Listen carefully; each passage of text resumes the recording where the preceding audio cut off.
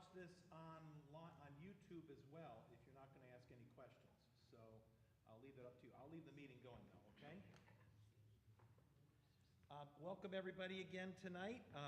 This has been week 3 now of our 5-week series, and we have covered some general topics. We covered about the Christian church last week, and now tonight we're going to be dealing with Congregationalism. And should I pass out the papers now? Okay. I can do that. Okay. And this is Ervin Milton, and some of you have not had a chance to meet Ervin, but Ervin has been such a part of the United Church of Christ and of the Southern Conference. He is finally retired.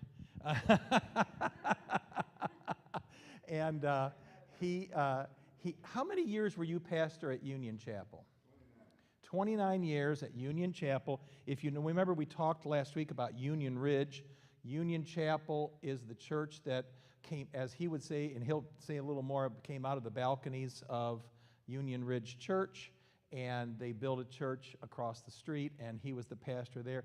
He has also been the executive director at Franklinton Center, and if you don't know what Franklinton Center is, that is in, well, I guess they say down east, but it's over east, I think. It's not really down east, it's more over east.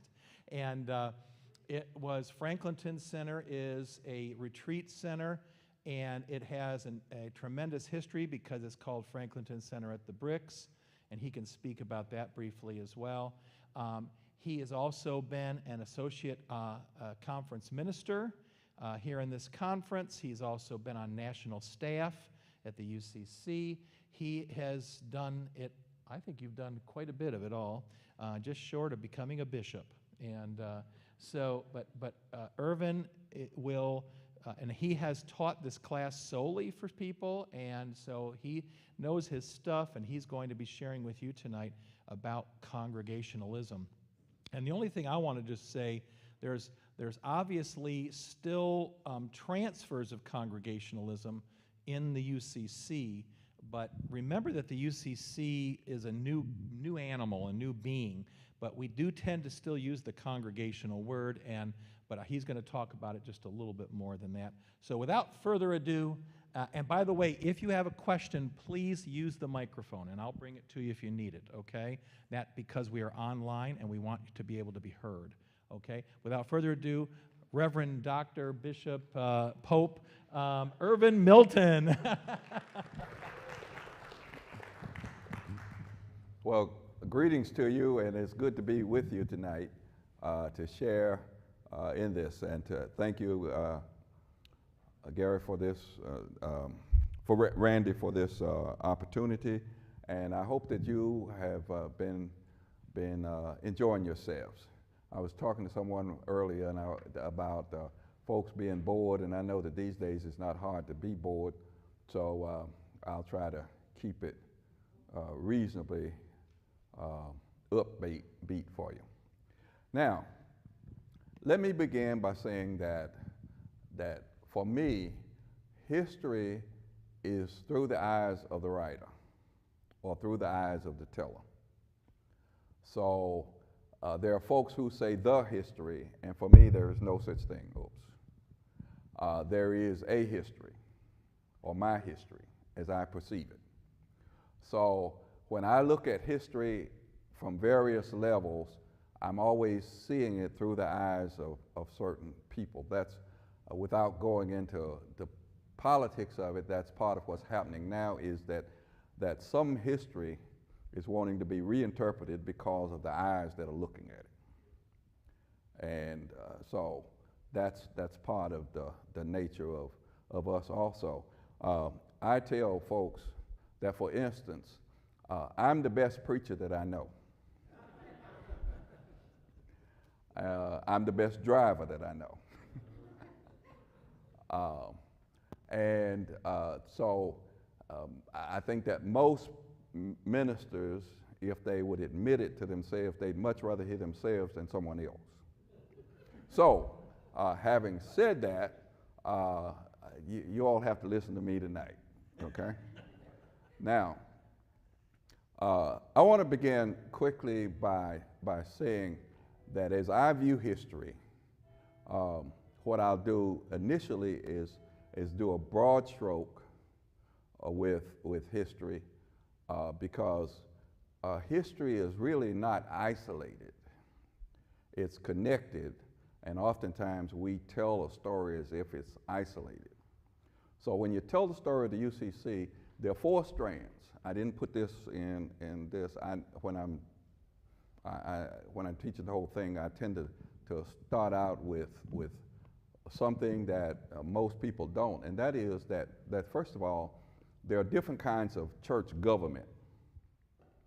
There's the congregational style, which Congregationalists used, but Congregationalists means that the people were deciding for themselves as a whole.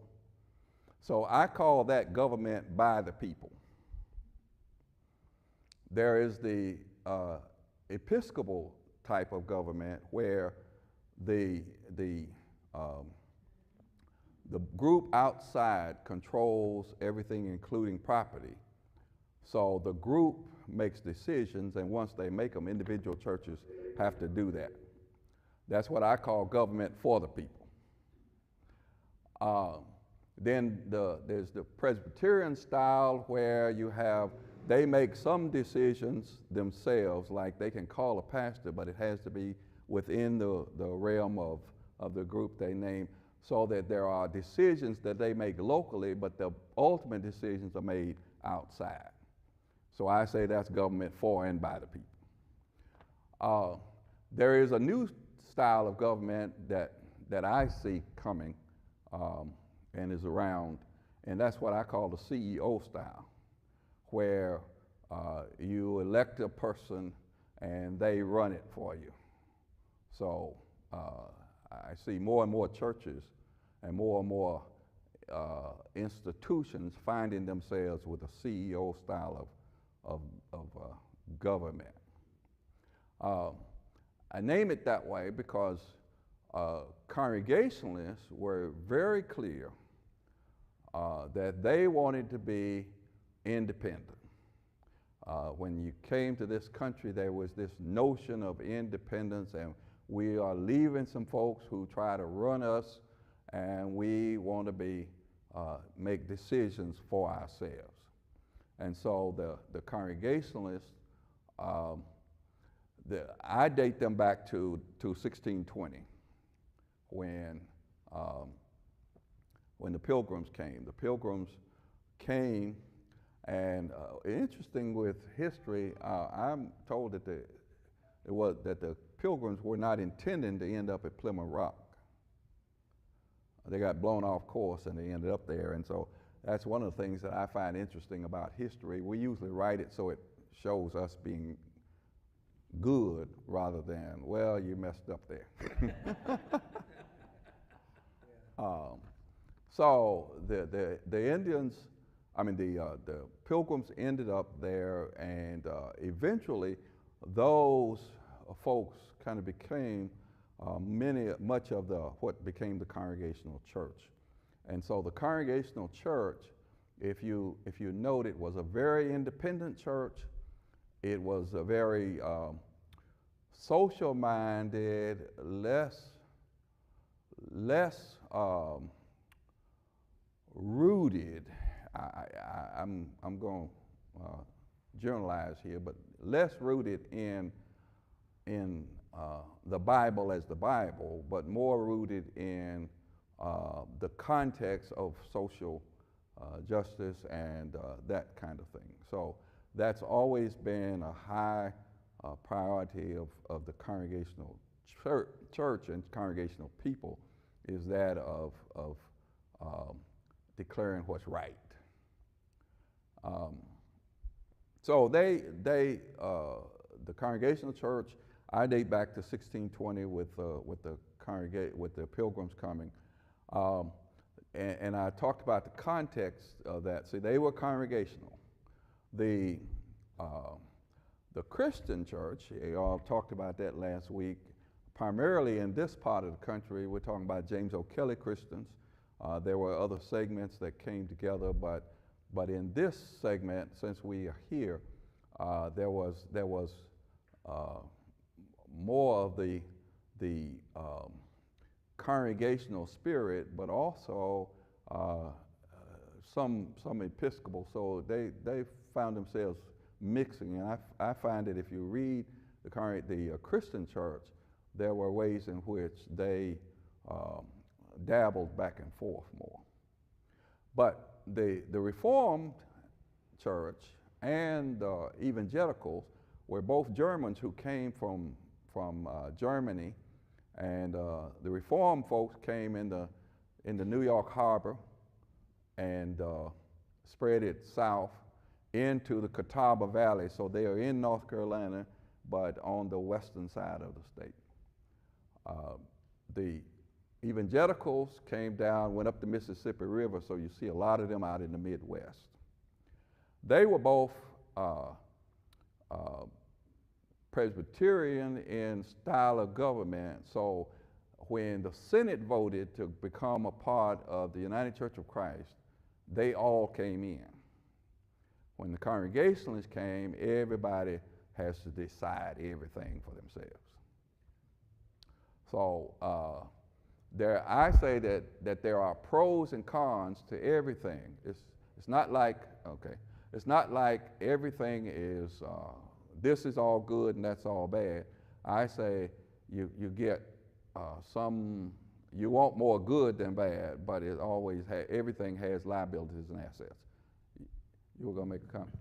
Yeah, just curious, you started from Plymouth Rock. I don't know what I did, Ruby. Do we have a bad battery in that? I don't know. You started from Plymouth Rock. These people obviously came from the Netherlands, England. What was their background in Europe that led them into this free voluntary association mode? I think that's what drove them here. They did not want folks telling them what to do. They came, many of the folks who came, some came purely out of economic reasons, but some came for religious reasons. But even then, they did not want you telling me what to do. But what's the background of that? I mean, was it the state religions of Europe? Yeah, I would argue that. That'll make good reading for y'all too. So they came here with no preconceived notion of how they should organize or not, or gather. They just kind of did it as they went along. Yeah. Now the Congregational Church itself, I date it to 1620, but it actually doesn't date that far back. And it depends on where you read it at that point as to where they called themselves Congregationalists, but it was that kind of people and those kinds of people and that kind of thinking that created the Congregational Church.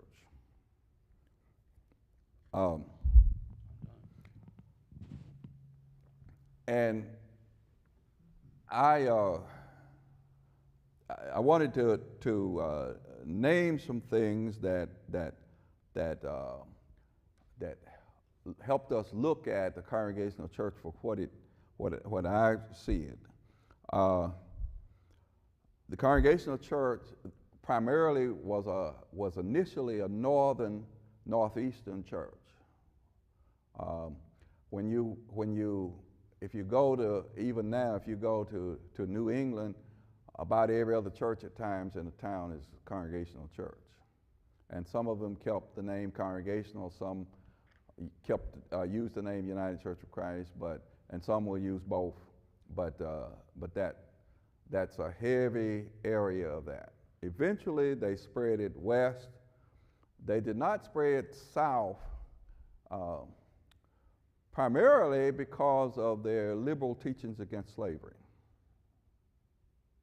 And so there's only one church in the South that was Congregational that dates back prior to the Civil War, and that's Circular Church in Charleston. An interesting place to visit. But what you find even then, that church was planted right on the water. And so Congregationalists tended to follow the railroads and the waterways in the early days. So there's some more history to that church, but that's kind of the general thing. Feel free to talk about those kinds of things. I mentioned on this paper that the Congregational Church was the first denomination to ordain a woman in 1852. So they were always trying to be progressive and to do what they thought was right for people. So they tended to do that. In 1846, the American Missionary Association was formed primarily out of Congregational people. There were some Presbyterians and others in it initially, but it was that. By the way, I grew up Congregational. My home church is a Congregational church that still is a Congregational church, but did not become a part of the UCC.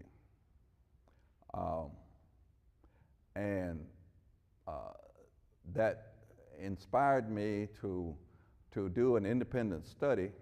You'll see on written references, my independent study was, I did it in 1977 while I was at Duke, on the North Carolina State Conference of Congregational Churches here in North Carolina. Because in fact, for 10 years there were two distinct groups that called themselves the North Carolina State Conference of Congregational Churches, both claiming to be the original. But I'll get back to that in a moment. In 1846,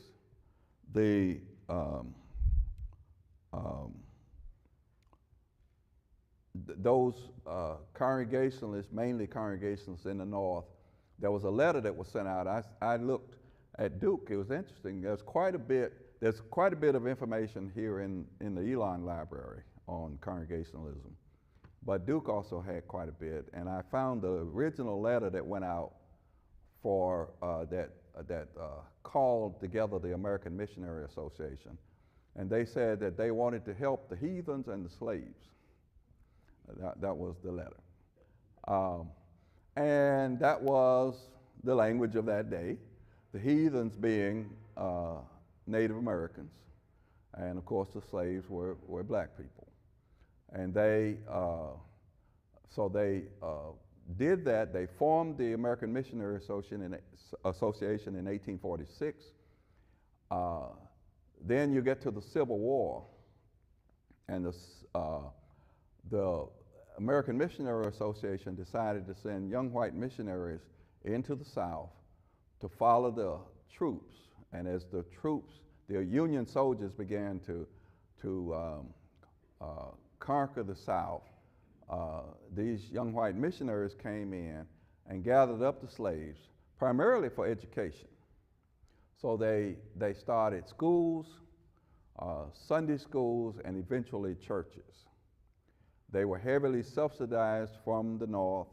Their ministers were white missionaries who taught them white language, like white everything, so that what education meant for Congregationalists was to be like us. Now, what you find then is a variation of that at times, but I know that I read a letter.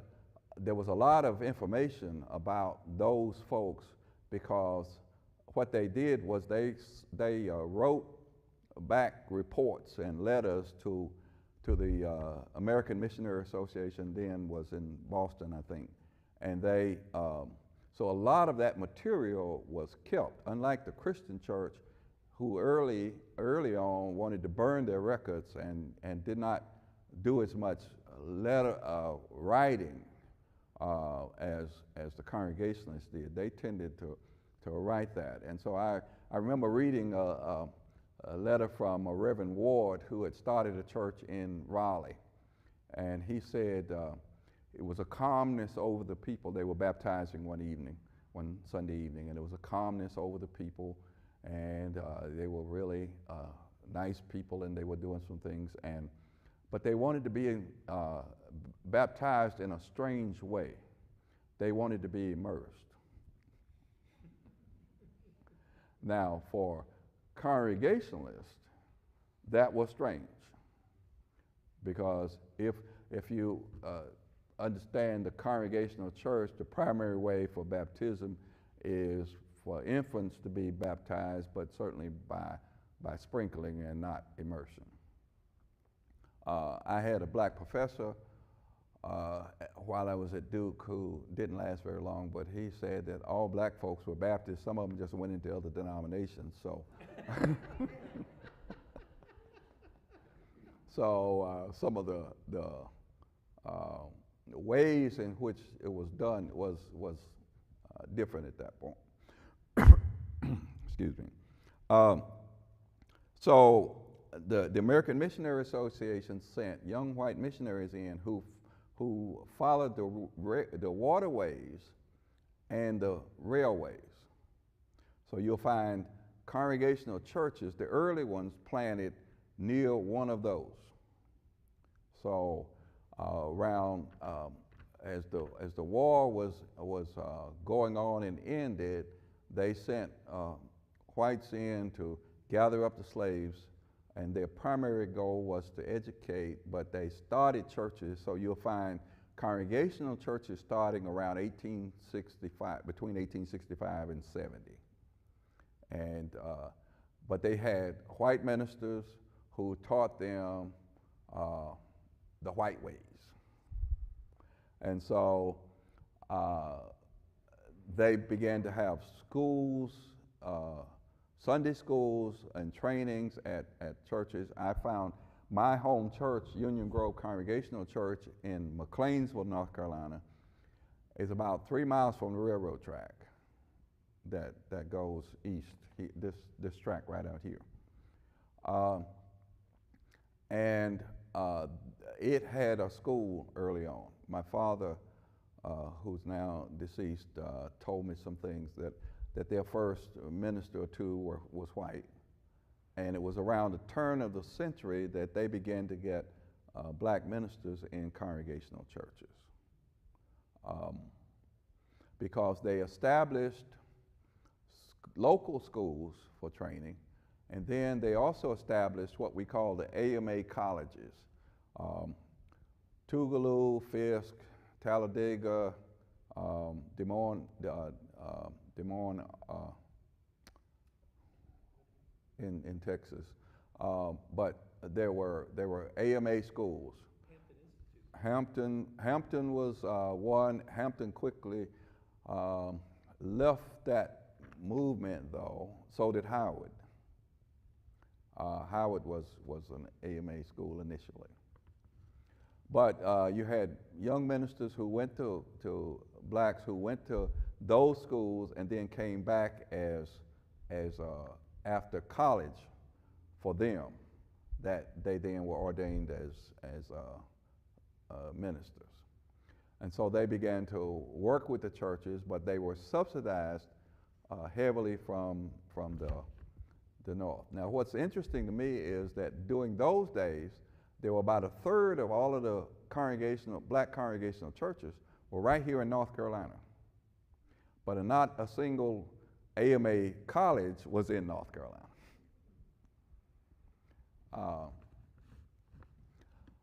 The closest thing to that was Bricks, which was a 2-year school. When Randy mentioned Franklinton Center at Bricks, there was initially a school there on that site, Bricks Junior College, that closed in 1933. But that was the establishment of that. In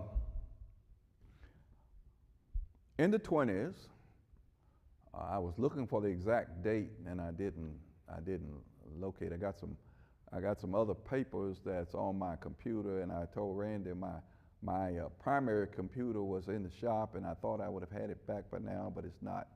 So, but in the 20s, the Congregationals started a conference here, a white conference.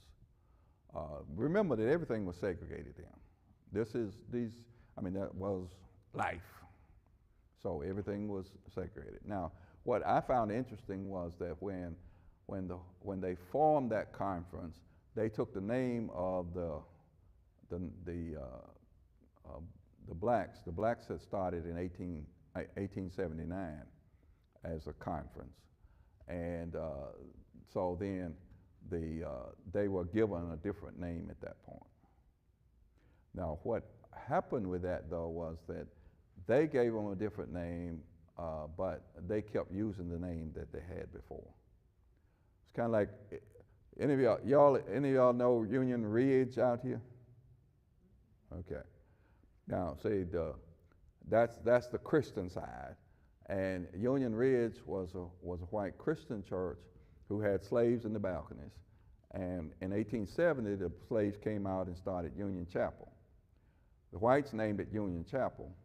The blacks kept calling it Union Ridge. So if you go to Burlington right now and ask the average older black person, where is Union Chapel, they'll say, I don't know.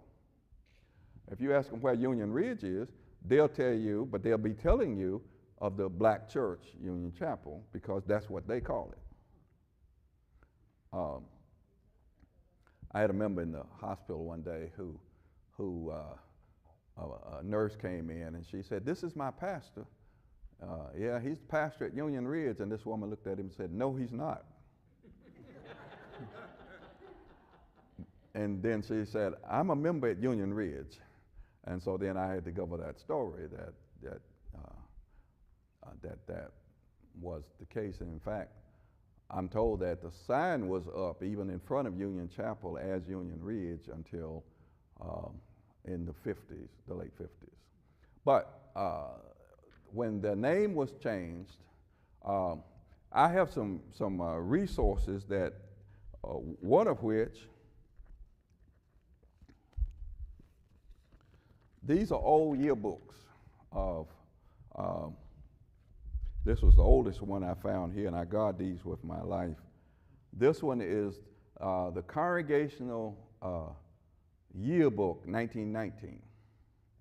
And some folks were fitting to throw them out, and I managed to get them. And so this book has in it, I looked, no white congregational churches, but it has the North Carolina, when you turn to North Carolina, you will see a North Carolina, and in parentheses, colored.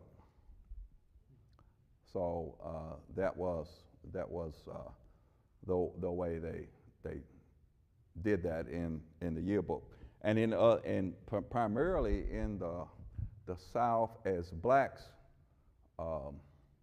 in the Congregational Church migrated to the North. You know, the great migration that occurred. Then white and black Congregational churches started in the North, but they grew out of the churches in the South. So when you talk about the Congregational church here, it started in the Northeast, spread it west. So you'll see churches in Ohio, even to the west coast of white Congregational churches that date back in those days. Were there any black congregational churches in the North prior to the end of the Civil War? Yes. That you know of? Yes. I know the church at New Haven, Connecticut, predates the Civil War, and there were a very few, because as the war moved into place, you study the history, there were, if blacks could make it to the Mason-Dixon line, then they were free. So what also happened with that was, in a lot of cases, they found themselves as parts of particularly congregational churches, because they were open to them. So you'll find a lesser number of black congregational churches prior to the Civil War in the North than you will in even some other denominations at that point.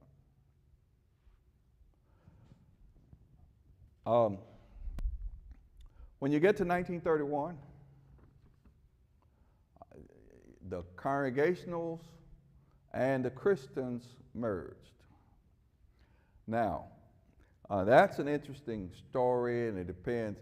It's kind of like my sermons on Sunday. I have a brother that's a United Methodist minister. We both grew up in this congregational church that I mentioned. I don't know which one of us got saved, but one of us left.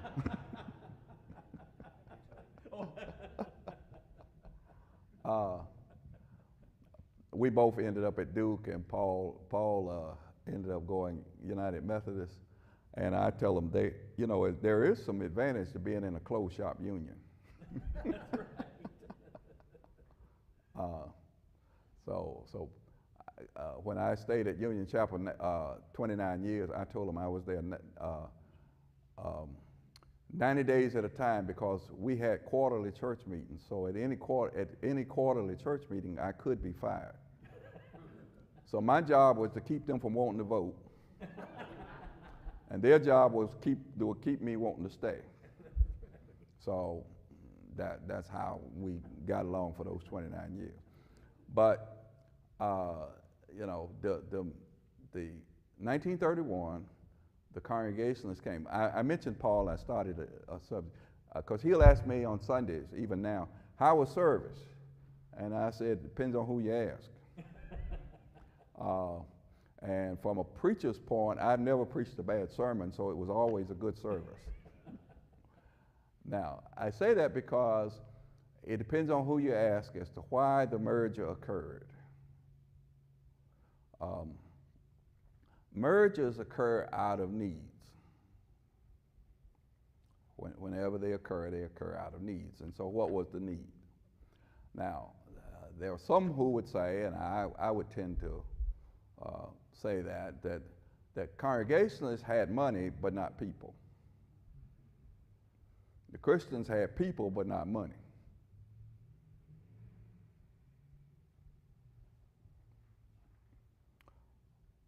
Which name went first?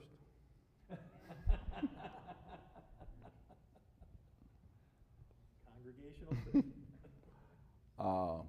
Now, you will find some churches, because of the independence of both denominations, you will find some churches across the country who never took on the other name. So you will find some Christian churches who always remained Christian and did not, when the merger occurred, even though they respected the merger, they didn't change their name.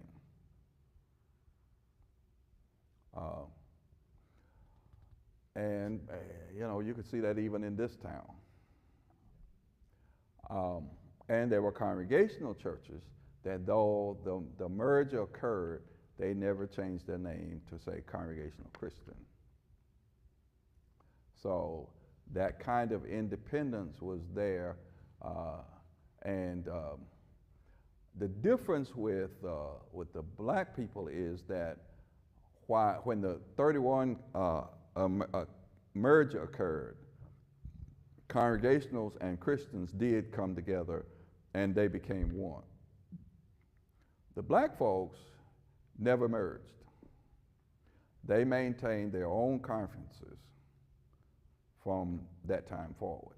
Now, what also occurred with the Congregationalists was that they maintained some freedom and some things like the AMA, which the Congregationalists established, It was officially a corporation, but it always stayed as it was. So there are things that occurred along the way that always maintained as they were already established. You know, it'd be like if you all wanted to merge with somebody, there would be that notion of what do we maintain and what do we give up. Are there any black federated churches? Not that I'm aware of. There are some thinkings I would perceive that make those different. Like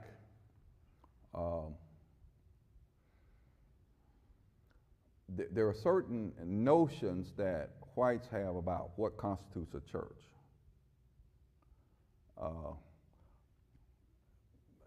You're always concerned with a full-time pastor. You're always concerned with mission. You're always concerned with structures. If you've never had any of those, they don't matter as much.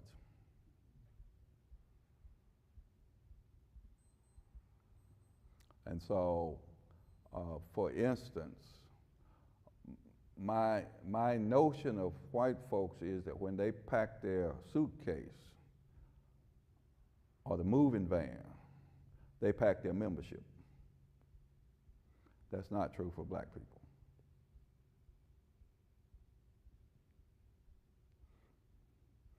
And I could unpack that more in some ways, but there are some differences that grow out of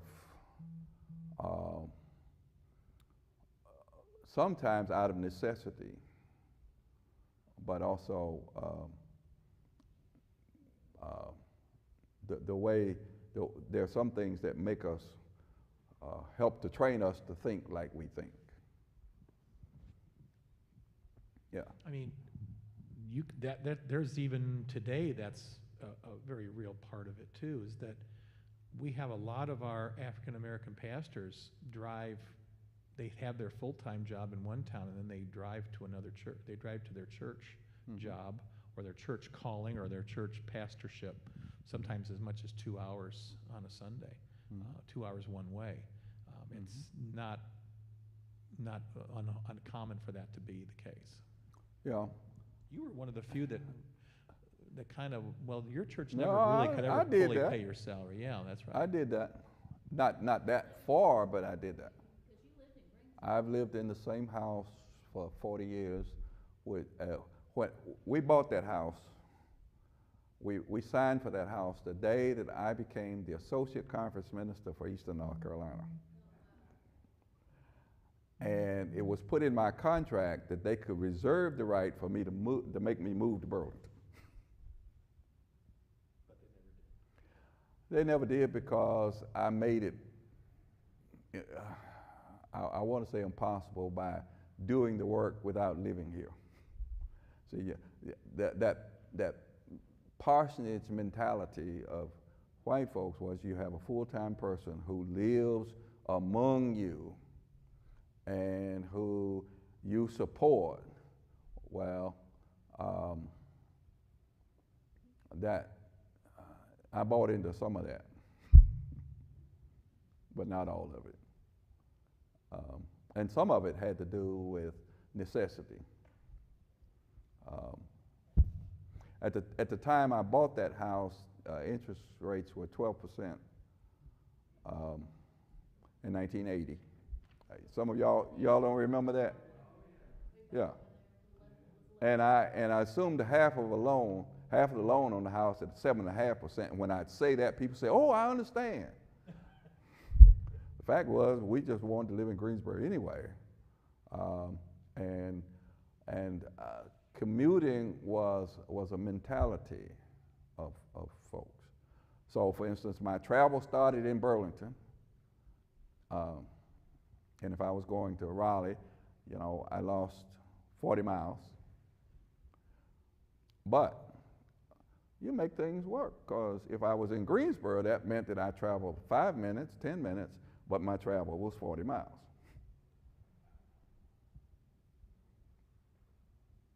Reasonable? Me, it seemed it to me. What years were you at the conference office? From 80 to 90. And by the way, in 1980, I wanted to have membership, dual membership. I wanted to have membership in a white church.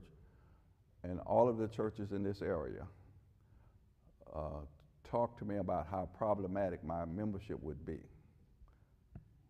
including this one. Yeah. Now, that you know, let's put it in perspective. Thank you for sharing. I was waiting how long it was going to take me to say that. Thank you. You know, let's put it in perspective that was the times. Now, that's why when we go down the history of the 31 merger, and we get to 1957, I shared with some folk at the table that the 57 merger did not occur in this area until 1966, because the Southern Convention remained, the Congregational churches remained separate, the Reform Senate, that was primarily in the West, remained separate. And in 1960s was the time that integration was occurring in this country. So I could name you a prominent white person who was a leader of those, who said when they got ready to go to lunch one day when they were meeting to form the conference, I can't do that because I've never sat down with a black before at a meal.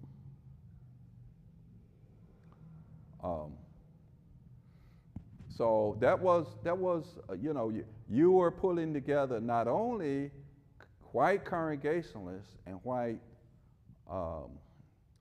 Christians and white Reformed, but you were bringing into the mix black people who none of these had ever really dealt with. So that's why for some people, this was a miracle conference. I'm glad you bring that up, because I was told that there was a delegation from Southern Conference, or two delegations, that tried to go to a General Synod to be seated, and they had a big controversy on which one would be seated. And the one was made up mostly of African Americans, and the other one was mostly white folk. Do you remember much of that story? I don't know that story. Okay. I wanted to I'm make not sure. saying it's not true, but No, it is true, but I just, yeah, it was and a I very don't know the controversial context of moment, that. Yeah. We're just not free of controversy around here, Yeah. that's all. Yeah, but I named that because when we look at the history of this conference and how it was formed, it was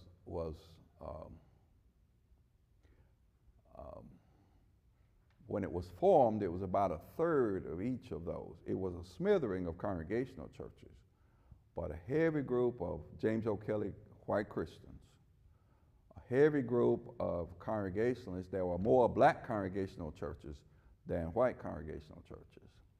And then a heavy grouping of the Reformed.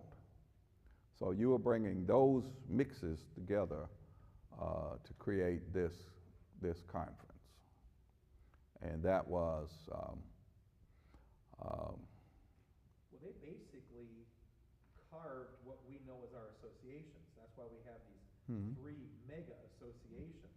Oh. Because you had the southeast Virginia, you had the eastern North Carolina, and the western North Carolina was mostly all, I'm sorry, and the west was mostly all Reformed churches, where the east was mostly Christian and Congregational churches. Is that true? I think yeah. And because there are only two that well, there were, because even Bricks was in the West, but there were only two that I'm aware of, Reformed churches in the Eastern Association. Now, what was interesting to me was that they formed those conferences by geography, and at that time that made sense. But part of the geography included splitting up Virginia because Eastern Virginia had a heavy connection to Elon. Yeah, Surrey County. yeah. See, there are no black congregational churches, and to my knowledge, in Eastern Virginia, there are no congregational churches, period. Those are all Christian? They were all Christian. Yeah. They were all James O'Kelly Christian. And so at that time, that made sense. I'm not sure that it makes as much sense now because the sense of Eastern Virginia and Elon is not the same. Well, we've talked about that a lot amongst pastors because the truth of the matter is that while we're talking about this history, we're old enough now as a denomination where most of those traditions have pretty much died. I mean, that we're really now UC. We have the chance to be UCC for the first time, really in a long time. We've got one church in Thomasville called Heidelberg, and the pastor is dying to change the name because it used to mean something to those people because they were all Germans, but they're all gone now, and there's just a whole different way of thinking about it. Yes.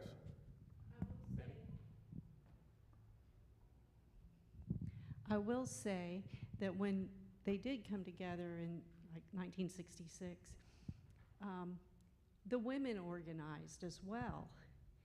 And James H. Lightburn said that the women were the ones that held the conference together.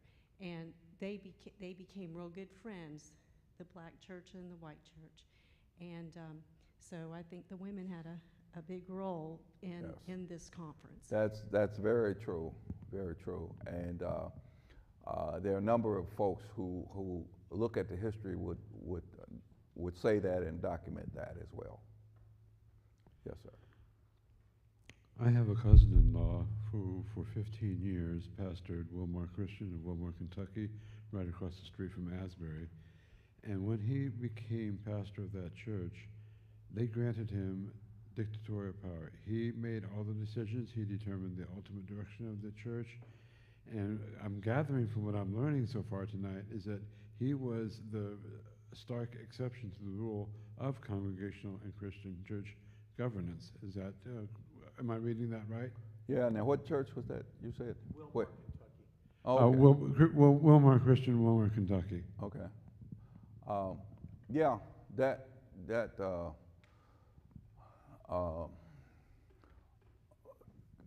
congregational ministers out of influence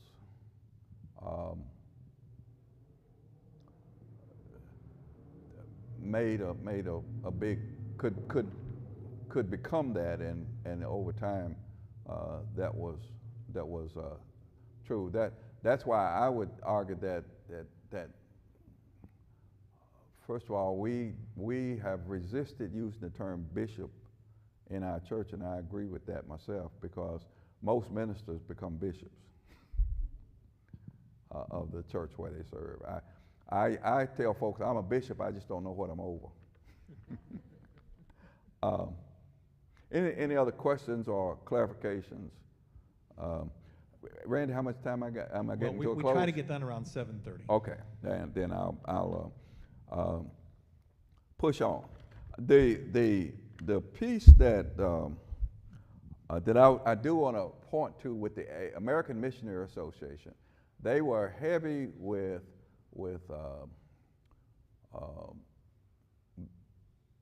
blacks, African Americans. I use the term black.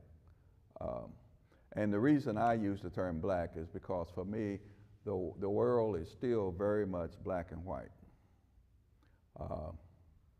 So we talk now about people of color, but people of color, when you look at the black and white, are still black. that's one of the reasons that I would argue that, that Latinos are targeted right now. That they're still, they will say that they're not black, but they're black in the black-white world. But the American Missionary Association was deemed at doing a good thing, and they did a lot of good work. The trouble that I would say is that they made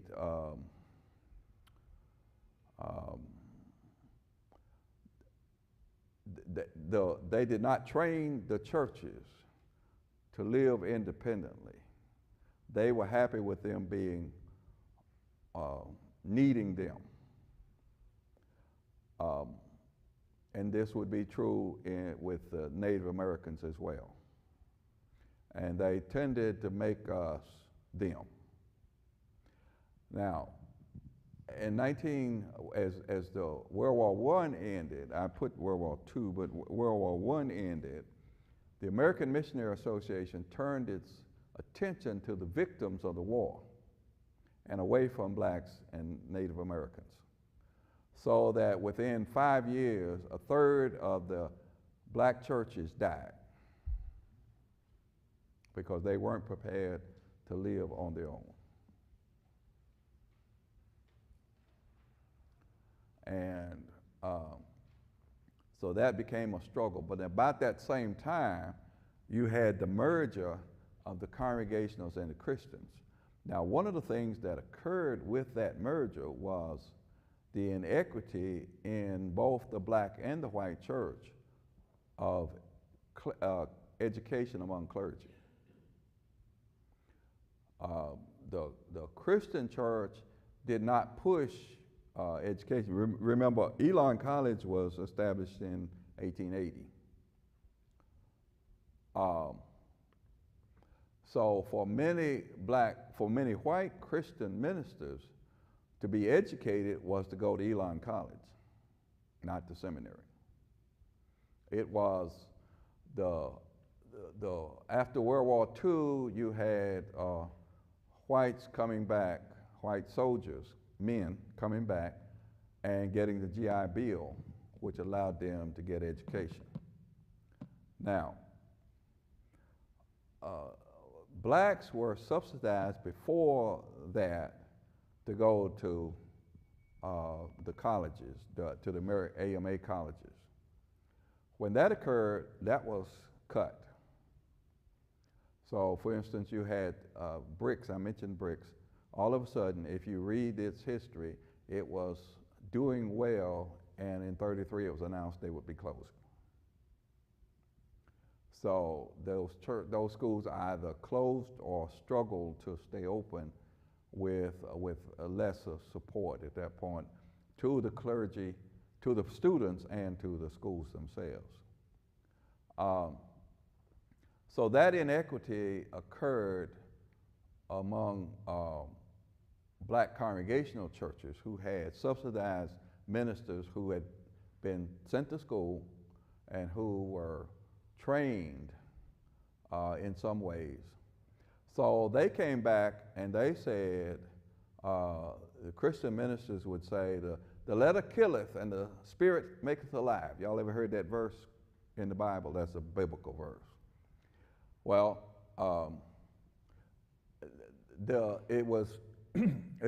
it's in Paul's writings when he talks about that. But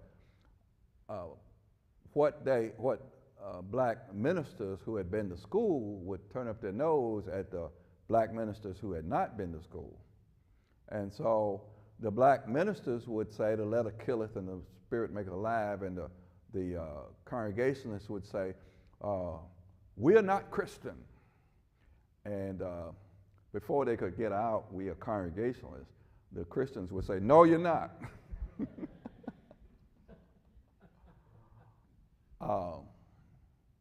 Now that tone in the black church became very real and was a wedge to those conferences coming together.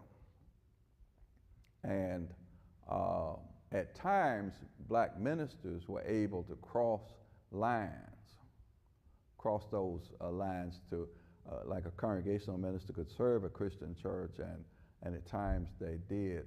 And what I saw was that the churches that mixed, particularly in the black church, the churches that mixed the fervor of the black Christian church with the intellectualism of the black congregational church became the churches that grew the most.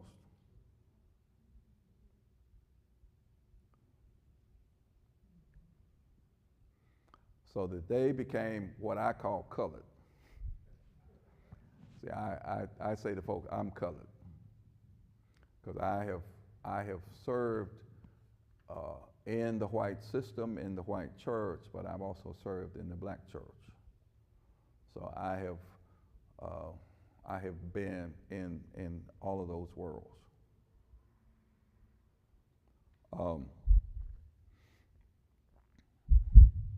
We're getting closer. I shared a quick story earlier this morning to someone else, but the notion of that very thing took place in Chicago when Jeremiah Wright went to that Congregational church in Chicago. And things were very congregational. In other words, people were mad at him if he tried to get enthusiastic. And they ended up splitting the church, but they were doing other things, and they were growing by leaps and bounds. And they are now today the largest church in our denomination, and they call themselves unapologetically Christian and unapologetically African American. Yep. Thank you for that.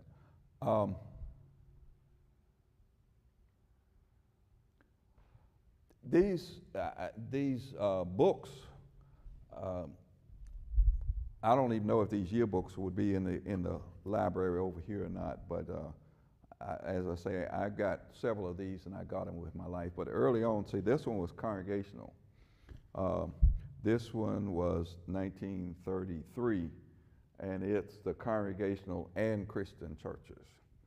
So what they did was they listed all of the congregational churches in there because they were already in there. And they had statistics on them. And if you go through that book, you'll see the Christians were just thrown in by name, and there's nothing there. And so they tried to manage that. But even then, it is when you get to the blacks and whites. In 36, for instance, it will say the North Carolina, and then it will say colored, or the Southern Conference, and then at the bottom of it, it will say for the whites, go to Southern Convention. And so if you go there, then you see the white church, the white churches of the Southern Convention in there. So they did that. But there are a number of resources. I've got them listed. Most of them are out of print. One, a history of the black congregational and Christian churches of the South. This was written by J. Taylor Stanley, who became the superintendent of all of the black churches that we would call the UCC then, from New York to Texas. They were in a setting called the Southern Convention. I mean, the Southern. One was the Southern Convention, one was the Convention of the South. Convention of the South is what I'm referring to then. Convention of the South. Even though the churches in the North were in it until '57, when the UCC was formed. As conferences were formed, these churches went into the geographic areas where they were then. So then that was the end of the Convention of the South as conferences were formed. Barbara Brown Zigman wrote a book called Hidden Histories. There are two books, 1 and 2 of this. The first one has a segment on it on the Black Christian Church, that the late Purcell Austin wrote. The other one has a congregational one in it that it's all right. J. Taylor Stanley's son, A. Knighton Stanley, wrote a book called "The Children Is Crying," and it's a congregationalism among black people, and that one. You have that one, okay. And then Louis Gunnerman, who wrote,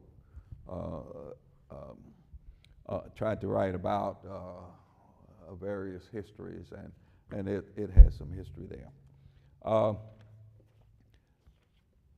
So those and if you I could give you my email if you wanted a copy of my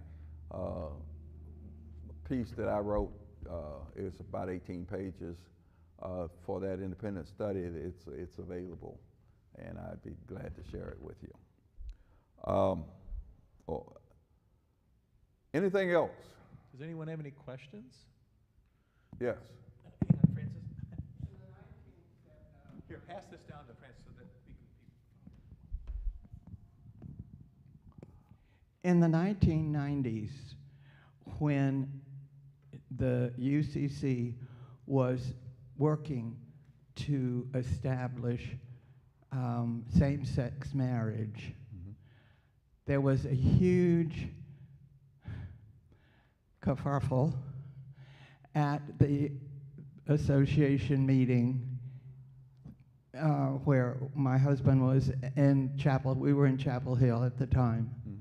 How many of the black churches left at that time? One of the advantages to being independent is that we make decisions for ourselves.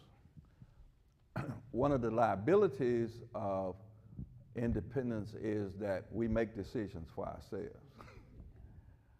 So the UCC, being a so-called, and I say so-called, progressive denomination, has done that at a cost. So in the 60s, when if you really wanted to be on the right side, you were pro-civil rights. And we lost churches then, like St. Mark's. Y'all realize St. Mark's was a UCC congregation. Berea, Shalaford, but those were later. St. Mark's left over it was the Wilmington 10, but that was really the civil rights issue. That's right. It was a question of do we support blacks, or do we support the country who said that the blacks were wrong? That's a tough one. Well, we lost churches then.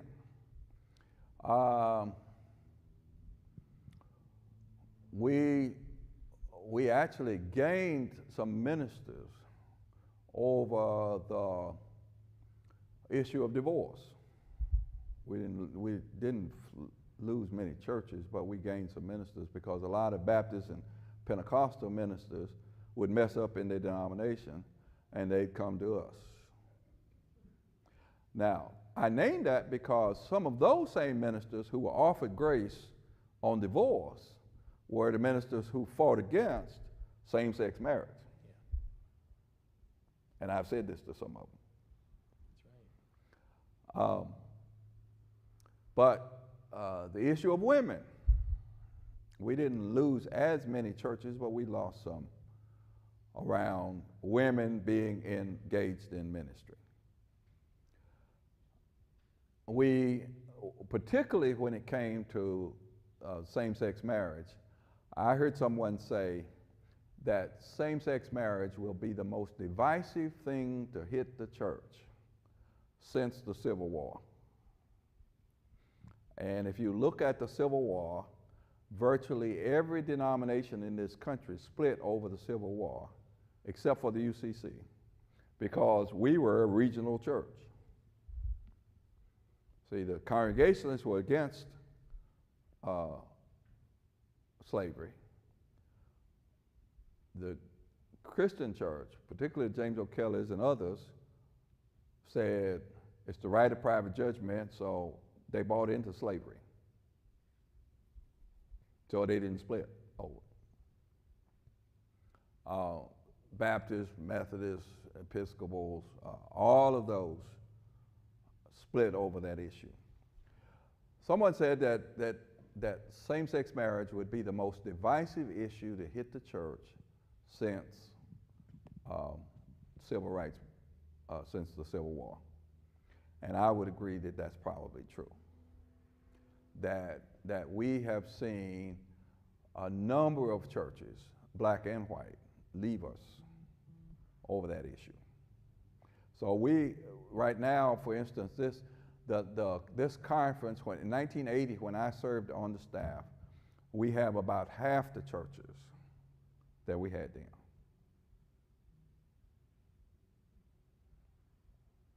Now, granted, most of the churches who left are not that better off.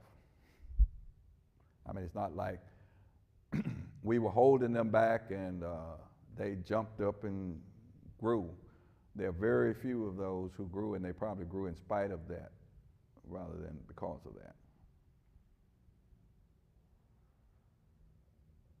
They were both black and white. They were both black and white. That one was a heavy one for us. The biggest break was in 2005 when the same-sex marriage resolution went through General Synod, and we lost 70 congregations in the preceding years after that. Yep. But I also think that denominationalism, as we have known it, is not what we're going to see in the future. And I'm not sure what it's going to look like, because I'm not even sure what churches are going to look like. And I don't know if y'all are prepared for that or not. And on that bright note, let's say thank you to Ervin.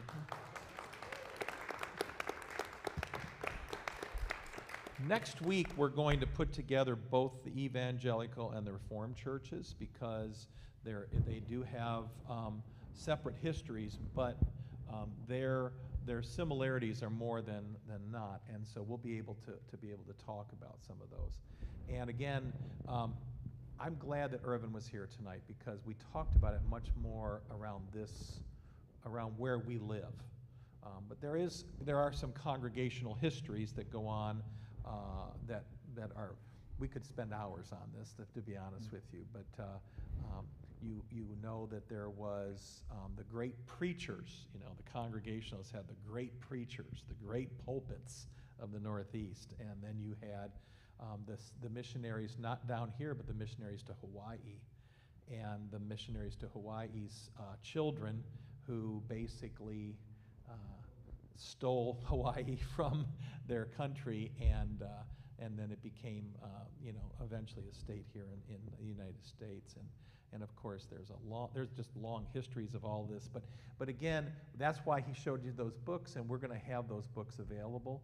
And I just hope that as we continue to grow, I just wanted you all to hear this from this perspective tonight. I just thought it was really good, and thank you, Ervin. Thank you. Thank you And for having me.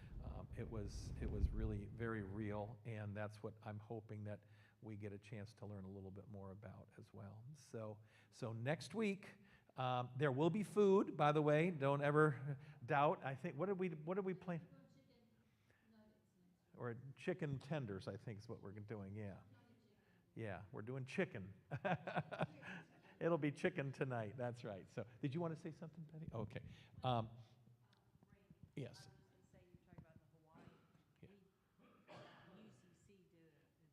Oh, yes, that's right, yes. And again, there is a great video. It's a little outdated.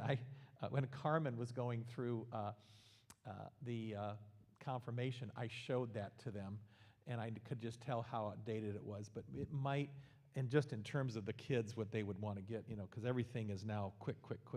But maybe we'll show that when we get a chance, or I'll make that available to you so you can watch it from home, because it's now on YouTube. Everything's on YouTube now. So, but again, there's just so much. There's so many facets to this, and I think that's, it's easy just to say the easy, nice little timelines and everything happened so nicely, but it was not. And I joke now that Elon Phoenix used to be called the Fighting Christians, and people would say, what happened to the Fighting Christians? I say, well, we took that back in the church. So we have a good history of not always being together on these kinds of things. So that's a kind of an ongoing issue, and I just want to say one last thing. When you said to stand by yourself, that's really, even though we have autonomy and covenant, churches have to stand pretty much on their own. There's not a whole lot of bailing out that goes on or any of that kind of thing. So as a church continues to be whatever it's going to be in the future, and believe me, I understand that too. And you might know too that we've got one more little issue that we're going to have to deal with now. Elon just merged with Queen's University.